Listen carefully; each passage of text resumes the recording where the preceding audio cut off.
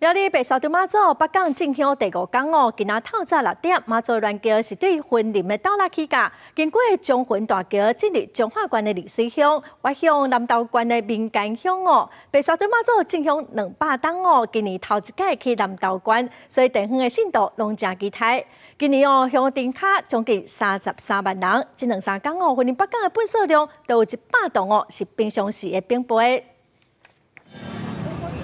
白沙屯妈祖进香回銮持续北访，6号上午6点外，为云林斗六市起驾出发，沿途再次进入南南乡，到9点外妈祖銮桥，由中云大桥进入彰化丽水乡，但后来无继续行彰化路线，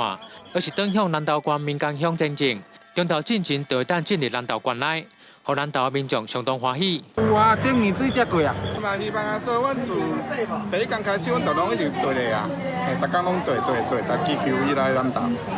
白沙屯妈祖进香200多年来，阁无进入南投县的记录。6号10点外，銮桥为彰化丽水，沿着1号年刷道往北行，非常接近南投县民间乡。而今年白沙屯妈祖进香报名人次超过32万人，3号、4号甲北港参与进香的人数都数十万人，毛规体本数量比去年成长1倍。今年我们在整体上都有去做宣导，说要垃圾分类，所以今年整个垃圾量